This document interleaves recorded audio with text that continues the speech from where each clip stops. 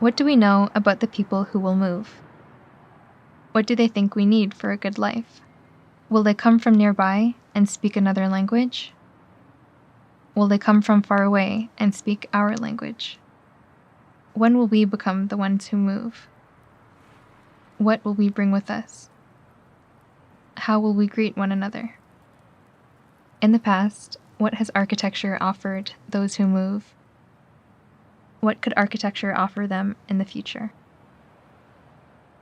So the story I tell here is about the South African low-income housing program after the ending of apartheid in 1994. And what I'm hoping to convey is some of the reasons why we have this particular approach to housing very poor people, some of its positive aspects as well as criticisms of it. And on this slide is a depiction of the vigor and the scale of the post-apartheid housing program. It's a billboard from central Johannesburg from a few years ago, and the nature and form of the housing is shown in the image in the middle of the billboard. And hopefully it encapsulates or it conveys something of the pride, the sense of pride that the post-apartheid government has in this housing program, in rolling out state-funded housing to literally millions of people. And maybe at first glance, the housing being delivered now, the housing being shown in this billboard, is reminiscent of or looks very similar to the houses that were delivered in townships that became very notorious under apartheid. But there are some crucial differences that I hope to make clear. And also there's a significant break, a lengthy period of several decades between the two sets of initiatives in delivering this sort of housing. And I think it's really important that the distinction and the disjuncture between the two areas of housing delivery is better understood in order to kind of contextualize why we have the current approach that we do. So in order to make the point that this is not simply a continuity of the apartheid program or an adoption by the post-apartheid government of that program, we have to go back to understanding something about housing under apartheid. And so these large, bleak townships that were made very famous under apartheid were largely the result of a mass house building program by the apartheid government in the 1950s and the 1960s. So this was when large swathes of areas like Soweto were built. And here's an image from Meadowlands, which is one of the suburbs within Soweto. And this construction, this mass construction, was a response to major shortages in housing for Black workers in cities. And as a result, there'd been a growth of informal settlements and that kind of thing. But crucially, this housing delivery, this construction, was coupled with the apartheid segregation ideology. And so it was intertwined with spatially organizing Black and white people into different parts of the city according to a plan that suited the white apartheid government. And this also involved things like forced removals of Black people from existing urban areas, with one or two few exceptions. So going back to the housing story, we could focus on these apartheid era houses and look at the design and the construction of the individual units that made up these areas. And in his acclaimed book on Johannesburg, Clive Chipkin, this image is taken from his book, Clive Chipkin talks about how the designers of so-called native housing took a very technical approach, focusing on efficiency of construction, space usage, performance standards, construction materials, those kinds of things. And there was a lot of input from the National Building Research Institute at the time. But rather than focusing on those kind of aspects, what's absolutely crucial for me is a set of other factors that includes where these townships were built, the geography relative to other parts of the city, the devices that were used, spatial devices to separate these kind of neighborhoods from other areas using buffer strips of open pieces of land, etc. The nature of the neighborhoods themselves, these were ethnically segregated neighborhoods. So different tribes were required to live in different parts of these townships. The neighborhoods themselves lacked many facilities and amenities and economic activity. They became known as these very sterile environments. And in terms of tenure, although people had long-term leases, relatively long-term, 20 to 30-year leases, people could not own the housing, and that's a crucial difference. So effectively, the whole system under apartheid was actually about control. It was stated as such, and we're reminded of that decades later by the first post-apartheid housing minister, Joe Slovo, who said housing was about control. It was about excluding people from urban areas. It was about regimentation. It was about the administration of deprivation. So this set of issues about this control, the geography, the sterile environments, the organization of people by ethnicity, are all part of a cluster of real distinctions between the apartheid era housing and the post-apartheid era housing. It's also important to remember that by the early 1970s, this mass house building program had pretty much come to an end. The apartheid state was suffering some economic problems. It couldn't afford to carry on with this, but also it was really focusing on restricting movement to urban areas by Black people, and it was focusing only on migrant workers, and it was building very problematic, constrained forms of single-sex hostels for migrant workers.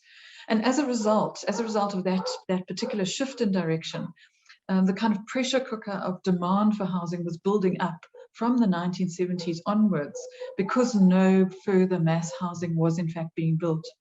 And moving into the 1980s, another slight policy shift on the part of the government, but in effect, a huge shortage of housing was building up, overcrowding was developing, and it was becoming even more of a political sort of hot potato for the anti-apartheid movements, who were using housing as a kind of key political signifier of all of the problems of the apartheid state. So I think it's really important to understand this apartheid history in thinking about the post-apartheid housing program. And what this image on the screen does is draw attention to the promises that the liberation movements were making from the 1950s onwards. Here is a quote: "There shall be houses, security, and comfort." This comes from the Freedom Charter of 1955. Which was then sort of terminology and promises about what the future might look like that were used by the liberation movements throughout the anti-apartheid struggle. And the intentions and sentiments from the Freedom Charter were carried through into the country's post-apartheid constitution and into its Bill of Rights that promised that there should be the right to housing for everybody. So what sort of post-apartheid program was adopted by the new state, given the apartheid deprivation and all the political promises that had been made? Well, this was the post-apartheid approach was shaped into a housing program that was contained in this document, the Reconstruction and Development Program, which was basically a socio-economic program to try and reverse some of the effects of apartheid. And this was immediately put into practice in 1994 when the new government came in. But prior to that, in 92 and 93, while the political negotiations to end apartheid were underway, there was a national housing forum that focused on thinking about what the post-apartheid housing approach was going to be. And at this forum were all the political parties, big business, labor, organized labor, a whole variety of sort of individual politicians, organized movements, and they really tried to hammer out the post-apartheid approach.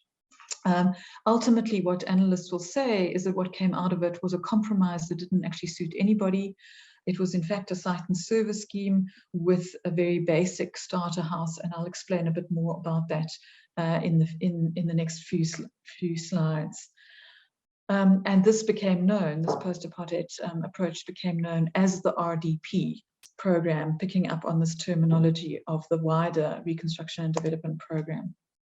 So it was a response to real needs that had developed by the state, incredibly poor living conditions. This is an image taken from Durban, the city of Durban in the late 1990s. This was a community meeting in an informal settlement with the very basic shacks in the background. And at this time, one was hearing about the new housing program starting to roll out and people moving into it from these sorts of conditions, from very impoverished informal settlements, or from incredibly overcrowded township housing, or even from people living rough. So people would describe how they had been living in the bush and were now moving into a state house. So what this housing looked like in the early days was incredibly basic. This was the early generation housing. It was these so-called starter houses or core houses to which people were intended to add, and people were intended to complete them, putting in windows, plastering, painting, adding on rooms. So it was intended as a kind of start for the beneficiary household to kind of add to and to shape also towards their own needs. And basically a lot of money that was coming from government to build all of this was in fact going into the infrastructure, the services, the pipework for water and sanitation, to make the plot of land, to put it in the roads, sometimes in very difficult terrain, steep terrain, as is shown here. But of course, inevitably, this sort of product became very criticized, and it was subject to taunts, and such as Mandela's houses are worse than Verwoerd's, Verwoerd being the arch-apartheid president of the 1960s.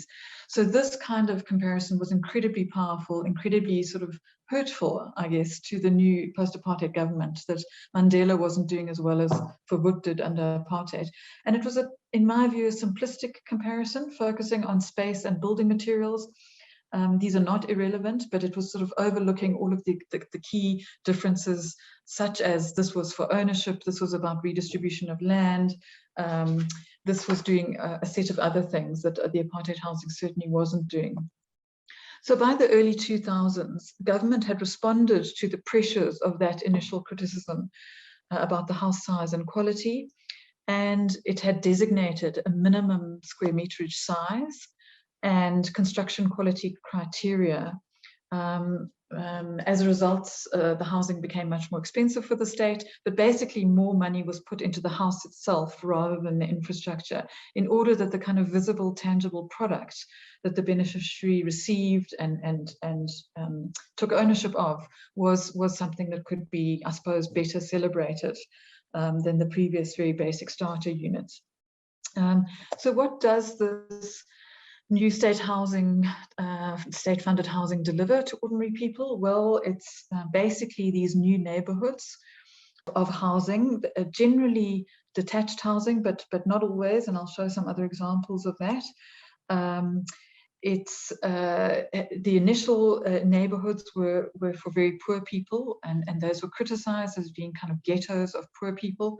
And these days, there's much more of an effort to deliver the state-funded housing in mixed income developments.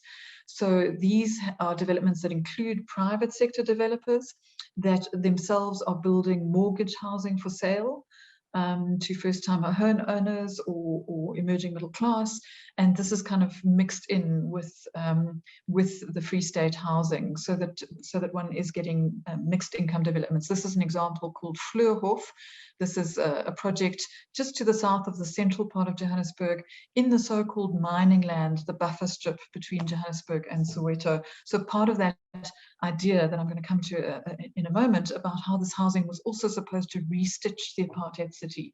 It was supposed to do other things, not just for the individual beneficiary. But to summarize, this housing is about delivering new houses, not just distributing old stock. There just simply wasn't enough of it. Building new houses for ownership, freehold tenure, a land parcel, a plot of land, services in the form of water and sanitation. And the houses themselves take many different forms. So although it's often spoken about as standardized housing, it will be standardized within one particular project, but projects themselves differ quite dramatically. So sometimes you'll see a double-story unit, sometimes it's single-story attached housing, sometimes detached housing, quite a lot of variety across the country. And the objectives of this included providing shelter, giving access to water and sanitation for people that had actually been living without that, some redistribution of land through the plot that became owned by people, and also loftier objectives around poverty alleviation, seeing housing as perhaps one of the ways in which people can improve their lives fundamentally through the notion of housing as an asset, and how this could enable people to perhaps climb the property ladder. A set of sort of complex ideas wrapped up in that, but that is also part of the housing program. But the housing program also operates at other levels. These things that I've been referring to about making a contribution to restructuring the apartheid city. And in this image, one can see in the sort of upper right-hand part, an upgraded informal settlement. This is also taken from Durban. There is some established housing behind it that used to belong to white people, and in the front is transport route and some commercial and industrial activity. So this is a kind of infill development, taking a leftover piece of land that people had started to occupy themselves informally and saying, let's formalize it, let's give land tenure, let's improve this area. And this would be part of bringing poorer people into a much more established part of the city, which was a component of the housing program. There has been a lot of criticism about the extent to which the housing program has managed to do this kind of thing. In fact, a lot of it has been very large-scale projects on the edges of cities that haven't contributed to apartheid spatial restructuring much at all. But overall, there's a mix of outcomes. Some have managed to do this kind of thing, others are criticized for, in fact, reinforcing the apartheid spatiality of cities. So in the concluding part of the presentation, I just want to say a few words about how the houses are lived in now by recipient households and, in fact, adapted to their needs. And the point here is that a variety of changes and adaptations are occurring by households themselves that were not anticipated by government, and they're not particularly well received by the state.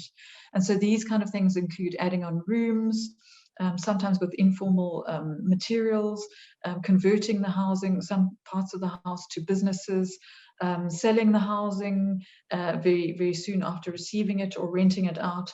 And basically, most of this is frowned upon by the state, but it's critical to understand that these practices are to overcome the difficulties that people are finding of surviving generally and in these houses due to the current socioeconomic conditions in South Africa, basically the lack of jobs and the need for income generation, coupled with things like the high cost of transport. So this kind of context wasn't envisaged when the program of houses for ownership in new neighborhoods was devised in the early 1990s. There was a different scenario anticipated for the country, much more optimism that the economy was going to grow, that it was going to be a job-creating economy, that people receiving a house such as this would then get a formal job, would be able to commute from their job back to their house at night, etc. This was not about anything to do with controlling people's labor, as I described under apartheid, but rather really the expectation that housing would provide a platform for consolidation and life improvement, that a wage job would support that. But conditions have fundamentally altered, and as a result, there are a variety of informal and home-based means of earning money in and around and linked to the housing in diverse ways. So to conclude, fundamentally, what we have here is a very ambitious program of formal housing delivery by the post-apartheid state at scale across the country, which has accommodated millions of households. There are many criticisms of this housing program from academics and planners and geographers, mostly related to the location of it. But research has also shown that one can find many expressions of appreciation to the government, or for the government, from ordinary people who are experiencing safer shelter, access to decent services for the first time. So incredible expressions of gratitude and appreciation, and a feeling of having been recognized by the state, and having had their poor circumstances addressed, a novel experience to people who've been ignored under apartheid for many years. So the contribution of the housing to dignity, to feelings of decency and inclusion are not to be underestimated. They are profound. But importantly, it's essential to be hugely cognizant of the huge differences between this program and the apartheid program, as I was explaining earlier on in the presentation, because I think the simplistic comparisons are just not very helpful, and one has to get into kind of these deeper layers to really grasp what it's all about. At the same time, people's actual practices around the housing that I was showing just now and the contextual reasons for this need recognition. They signal what it takes to survive and how housing contributes to this in contemporary South Africa. Thank you.